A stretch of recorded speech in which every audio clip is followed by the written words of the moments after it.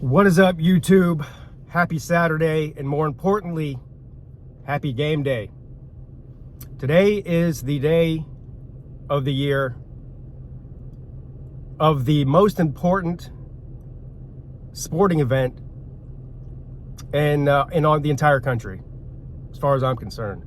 The greatest sporting event in all the country is not the Super Bowl, right? It's not the Stanley Cup Finals. It's not the NBA Finals. It's not the World Series. It's not even the college football playoff for the college football national championship. It's America's game, Army versus Navy. I feel like a lot of people tell service members, both active service members and retired service members, thank you for their service, and when they find out that they're in the military or were in the military. Out of courtesy a lot of times, but don't really mean it. I'm not one of those people. I actually mean it. And the reason is not only where I came from, but who I came from. Those of you that know me know that my father was a graduate from the Naval Academy in 1965. Well, first of all, he went to the University of Pittsburgh for 2 years prior to that, then got accepted to the Naval Academy in 1961. So he went to the Naval Academy from 1961, graduated in 1965. During his time there, he got to see some of the greatest Navy teams in the history of Navy. Those of you who follow Navy know that Roger Staubach, Hall of Fame quarterback for the Cowboys, was also class of 1965 from the Naval Academy. But anyway,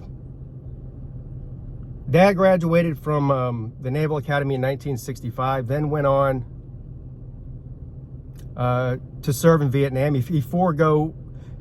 What he wanted to do after he graduated was go to medical school to become an ophthalmologist, an eye doctor, eye surgeon. Of course, at that time in the world, there was something very important going on, a war, unfortunately. So he forego his medical school training to go serve in Vietnam. At that time, he was stationed in Japan, and my mom was pregnant and obviously eventually gave birth in Japan to my oldest of 4 siblings, my sister. After Vietnam was over, he came home, then was accepted to medical school at Temple University, where he, of course, got his medical degree. And then him and my mother was also in the Navy for a short time. She joined the Navy after college, along with my dad. And she was a registered nurse. And of course, they were stationed all around different places around the country where all my other siblings were born, and eventually landed here in Charleston, South Carolina, where I was born, in the United States Naval Hospital, which is no longer there, by the way, unfortunately. And I have never left. I've been here my entire life. Charleston at that time, they moved here in 1976. Charleston at that time was really nothing more than a fishing town, obviously a port town, and biggest of all, a military town. We had both a naval base here and an Air Force base here. So most of my friends, at a very young age, their parents were also in the military. I'd probably say 80% of the kids that I knew as a child, their parents were here because they were in the military. Anyway, Dad eventually, he served his 20 years. He retired a commander. and he retired in 1985 from the Naval Academy and started his own private practice as an ophthalmologist here in Mount Pleasant, South Carolina, which is a suburb of Charleston. The reason he did that, he wasn't itching to get out of the Navy or anything, but he didn't. My parents divorced when I was 2 years old in 1982, and he did not want to be stationed anywhere else. He worked at the Naval Hospital for all those years that he was here in Charleston, from 1977 through 1985 when he retired. And he wanted to be around his children. He still had all four of his children here in Charleston. Obviously, at that time I was the youngest. I was only 2 years. Well, at that time I was 5 years old. When they got divorced, I was 2 years old. And he wanted to be around his children. So the best way to do that was for him to retire, so he wouldn't get stationed somewhere else, and pursue his medical career in private practice.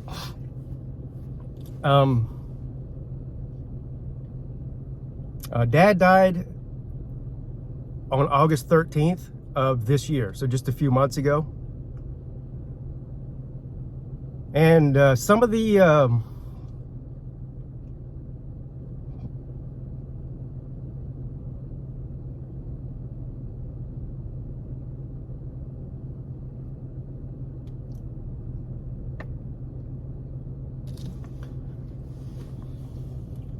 I knew I was gonna have a hard time making this video.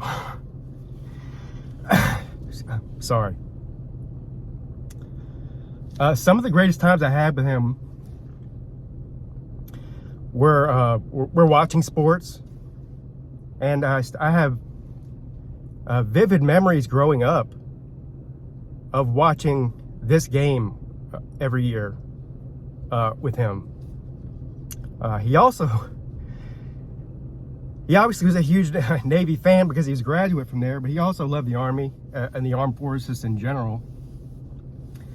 I was lucky enough, I can't remember how old or what year it was.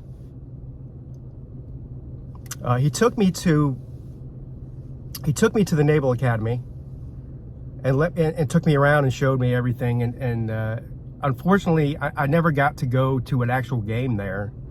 Well, not only not a game there, but this game in particular, which I know is not played at the Academy, but that's one of my biggest regrets, is not being able to make it. And hopefully one day I'll be able to go to a Navy game, or hopefully an Army-Navy game at some point in my life. That's on my bucket list.